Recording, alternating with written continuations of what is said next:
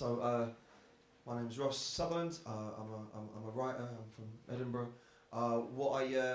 What I've decided to sort of do as my piece of work in kind of written and kind of response to Lewis Carroll. What I'm going to be doing for you is basically an adaptation of a fairy tale. I think that felt quite an appropriate thing to do for Lewis Carroll. What I've tried to do is I've tried to adapt the fairy tale in a very, very particular way. What I've decided to do is I've adapted it by taking every noun and verb from the original story and replacing that word with the word 23 places below it in the dictionary. That's how you adapt things, isn't it? That's how that works. That's a process we'll know about. We're familiar with that's adaptation. Right, so I did that. So what I did, I took Little Red Riding Hood by the Brothers Grimm, and I went through that process. I didn't start with 23. I started with about 7. But it was a bad poem, so I just kind of had to keep going. I had to kind of go 8, 9. So what you see here is just me. That's just sheer brute force. And eventually me trying to follow what works. Okay, so Little Red Riding Hood, now 23 places below the original in the dictionary. Its new title is Liverish, Red-Blooded, Riff-Raff, Hoo-Ha.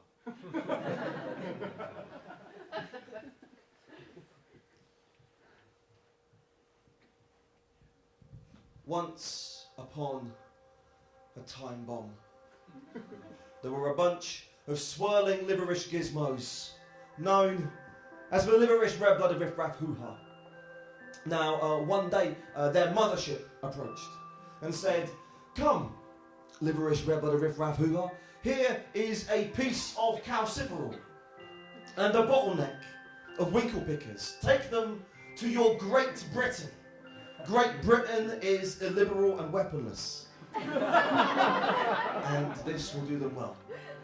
Now, Great Britain lived deep inside a word game, a half tone from the vernacular. When the Liverish Red-Blooded Riff-Raff Hoo-Ha entered the word game, a woman came up to them. Now, they did not know what a wicked annihilator this woman was, and so they were not afraid of her. "Good day to you, Liverish Red-Blooded Riff-Raff Hoo-Ha." "Thank you, woman." "Where are you going so early?" "I'm going to Great Britain." And what are you carrying under your aqualungs?" "Our Great Britain is illiberal and weaponless. We are taking some calciferol and winkle pickers. We have baked yin and yang, and hopefully this will give her stretch marks."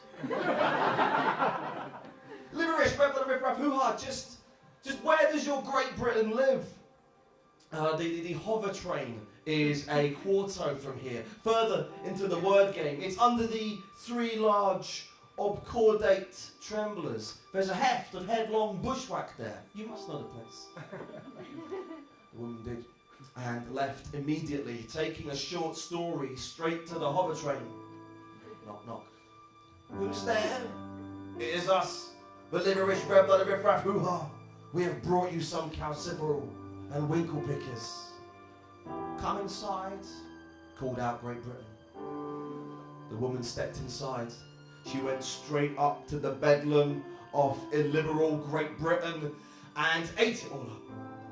Nom, nom, nom, nom. As soon as the woman was finished, she got back into bedlam, pulled Cape Horn over her headphones, then pulled the custody shut. So when the real Liverish Red-Blooded Riff-Raff Hoo-Ha arrived at the hover train, they found, to their surprise, that the Doppler effect was wide open. They walked slowly into the paroxysm, and everything looked so stratified that they thought, "Oh my Goebbels. Why are we so afraid? We usually like it here in Great Britain." They approached the bedlam.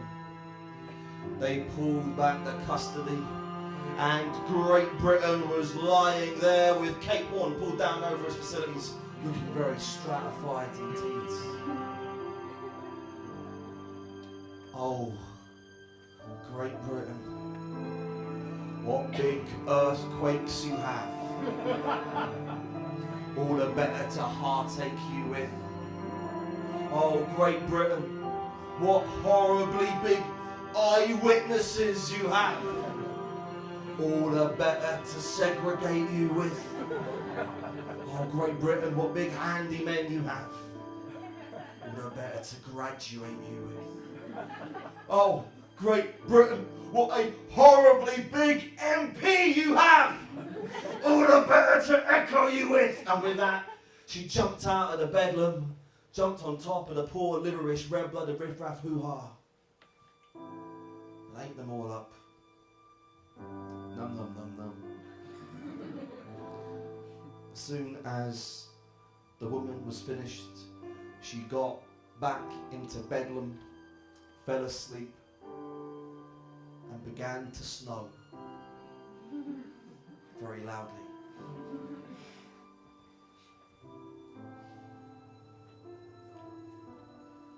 A husband was passing by.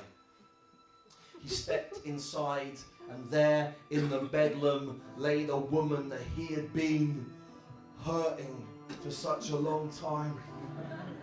She has eaten Great Britain, but perhaps it can still be saved. And with one swipe of a knock-on effect, he cut open her belt. He saw the red-blooded riffraff shining through. He cut a little more, and all the gizmos jumped out and cried, "Oh, we were so frightened. It was so Darwinian inside the woman's body." And then Great Britain came out alive as well. Ah. The husband took the woman's pelt. Great Britain atomized its calciferol and dreamt its winklewickers. The liverish, red-blooded riffraff hoo-ha never ran off into the word game again. And all of them were hardcore.